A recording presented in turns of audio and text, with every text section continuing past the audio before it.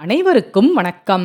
இன்று கர்நாடக மாநிலத்தில் கெங்கேரி என்னும் ஊரில் அமைந்துள்ள பிரசன்ன சோமேஸ்வரர் ஆலயம் பற்றி தெரிந்து கொள்வோம். கர்நாடக மாநிலத்தில் பெங்களூரில் இருந்து மைசூருக்கு செல்லும் சாலையில் உள்ள ஊர் கெங்கேரி. இங்குதான் பிரசன்ன சோமேஸ்வரர் ஆலயம் அமைந்துள்ளது. பிரசன்ன என்றால் ஆனந்தம் என்று பொருள். வழிபடும் பக்தர்களுக்கு அளவில்லா ஆனந்தத்தை தருபவர் ஆதலால் இவ்வூர் ஈசனுக்கு பிரசன்ன சோமேஸ்வரர் என்று திருப்பெயர். கன்னட மொழியில் தெங்கு என்றால் தேங்காய் என்று பொருள். தேங்காய் விளைச்சல் அதிகம் உள்ள பகுதி இது. இதையொட்டி கெங்கேரி என பெயர் ஏற்பட்டதாம். தெங்கு என்பது கெங்கு என மருவிவிட்டது. வெளியில் பஞ்சலோகத்தில் செய்யப்பட்ட நந்தி உள்ளது. இது ஊர் திருவிழா காலங்களில் பயன்படுத்தப்படுகிறது.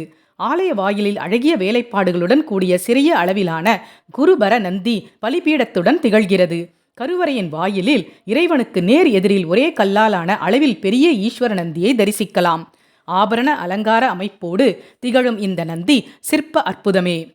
உள்பிரகாரத்தில் விநாயகர் பைரவர் சன்னதிகள் அமைந்திருக்க, கருவறையில் ஏகாந்தமாக ஆனந்த கோலத்தில் லிங்கத் திருமேனியராக அருள் புரிகிறார் பிரசன்ன சோமேஸ்வரர். 1000 ஆண்டுகளை கடந்தும் பொலிவு மாறாமல் திகழ்கிறது சுவாமியின் லிங்கத் திருமேனி.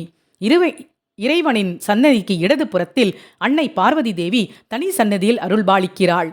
அம்பாள் முகத்தில் துலங்கும் காருண்யம் நம் கவலைகளை போக்கி மனதுக்கு நிம்மதியை தருகிறது.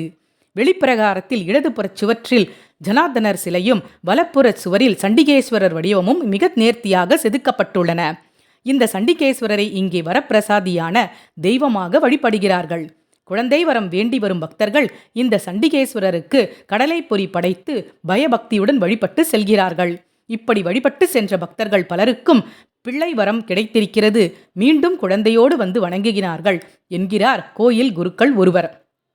ஆயுள், ஆரோக்கியம், வேலைவாய்ப்பு, திருமண வரம் என பலவிதமான வேண்டுதல்கள் நிறைவேறிட பிரசன்ன சோமேஸ்வரருக்கு சிறப்பு ருத்ராபிஷேகம் செய்து வழிபடுகிறார்கள் பக்தர்கள். இதனால் விரைவில் வேண்டுதல் பலிக்கும் என்பது அவர்களின் அசைக்க முடியாத நம்பிக்கையாக உள்ளது. சாபத்தின் காரணமாக பொலிவை இழந்த சந்திரனுக்கு மீண்டும் பொலிவை கொடுத்து சந்திரப்பிரையை தன் தலையிலும் சூடிக்கொண்டவர் பரமேஸ்வரர். சந்திரனை சோமன் என்றும் அழைப்பார்கள். அவனுக்கு அருள் பாலித்ததால் சுவாமி சோமேஸ்வரர் எனும் திருப்பெயரை ஏற்றுக்கொண்டிருக்கிறார். இந்த திருப்பெயரோடு அவர் அருளும் தலங்களுக்கு சந்திரனுக்கு உகந்த திங்கள் கிழமைகளில் சென்று வழிபடுவது விசேஷம். சந்திரன் மனோகாரகன் அல்லவா? ஆக சோமேஸ்வரரை வழிபடுவதால் மன நிம்மதி வாய்க்கும். மனதில் உள்ள சலனங்கள், சஞ்சலங்கள் நீங்கி அமைதி கிடைக்கும். நன்றி. வாழ்க வளமுடன்.